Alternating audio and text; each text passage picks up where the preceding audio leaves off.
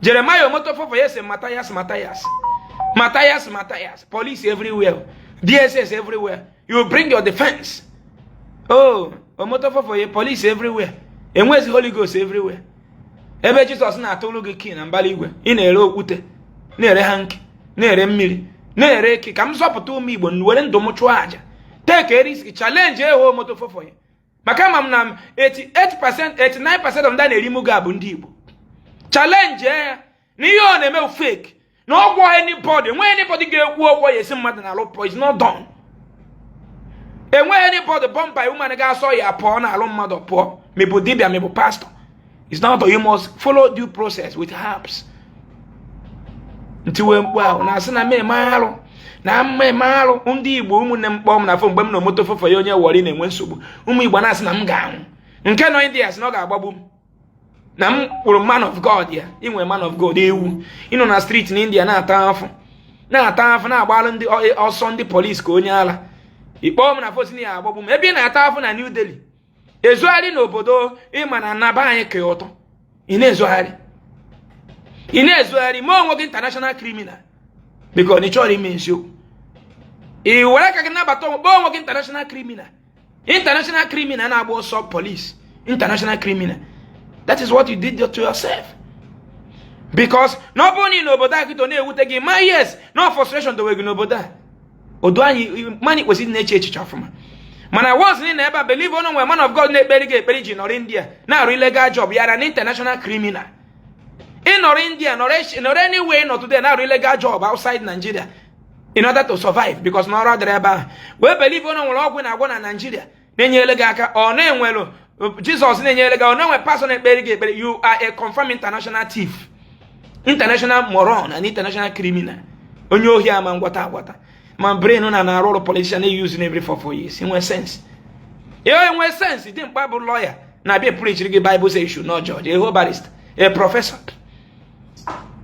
Bible says you should not judge. Because that forget when I'm chief judge. Ibu chief judge. Ibu chief judge of a country. And you are telling me that Bible says we should not judge.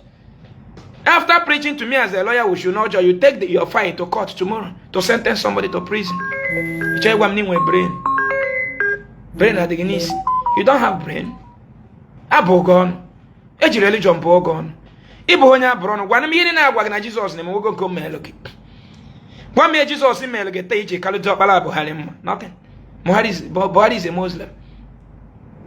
Gwa mi Jesus nye ge tata. Onye kpoka na amenwe. Boko Haram invent your community today. Ma ge ma Jesus ge flow ewe. Unu ga agbafu. Jesus nenu Jesus na ihe na-ewu na Igbo.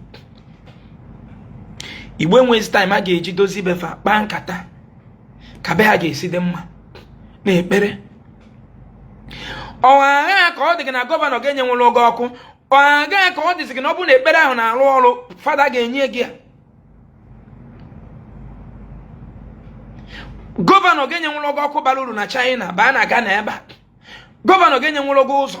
Onye rụgo running water. Aha ka ọ dị zọbụ na ekpere ga-enye mmeri gị ọkụ na-apa na-eme, mmeri gị running water na-eme. Aha ka ọ dị ka Reverend Father ga na-emeri gị adoration every week. Every week a na-emeri gị adoration. Eji ekechiri gị.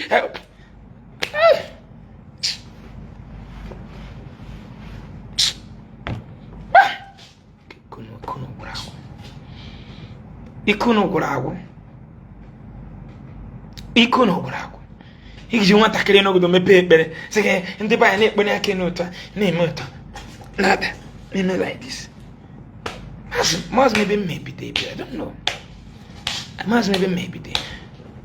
Onye na-akọ mọ n'inweghị evidence. Si na mmezi akụ taa mmecha ọnụ m dutere gị onye isi ka ime ka ọ fụ ụzọ. Ma mkpọta ofe onye fibroid. Cha onye a na-akọ m ọnụ kịta ọ gbajie spinal cord echi ọ wụsara n'ala nyụva onwe ya mmiri nwee betso.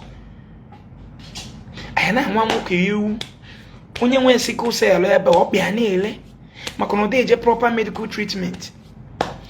Ọkpaga ịtọga n'ọrụ. So mgbe ndị be anyị na-achọpụta ihe ọmadụ ihe bụ ihe itie ya mgbe ori bidogori onwe eze mgbe ọyọwazie ọ na-akpọgọ ọ na-akpọpụ. Onwe something mere ndị be anyị n'isi. Christianity nwere ọgwụ atinyere na ya agbere ya rosofin nke na-atọ no brain mmadụ upside down ka ọ gịnị maka na rosofin nke mma bụ nke na-agwọ ya onwere ọgwụ ọzọ dị ike ka rosofin na-agbere n'ime Baịbụl ka bụ onye kedu iwere ego ije tụọ ogo atọ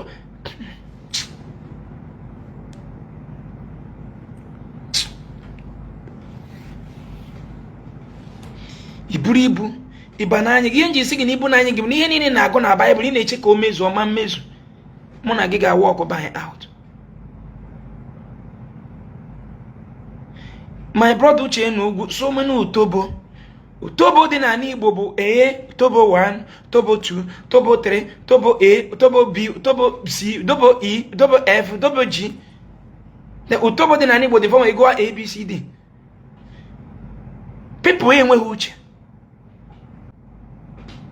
Ndị Igbo ji sị gị na mmadụ ka a na-ahịa na mmadụ bụ uche ibe ya onye ahịa na nwanne ya anyụkọ ọma mmiri n'ọgba ụfụfụ nwere iji okwu eme mba Exodus na-ekwu okwu na bụ mana ofu onye Ezeaku meri unu with eziokwu since 4 years pịa unu hands down unu enye na m 7 days na Jizọs ya egbu m Jizọs egbu nwere ezima polisi kono na-akpọziri m left and right Jeremiah omotofofo yes Mathias police everywhere DSS everywhere you bring your defense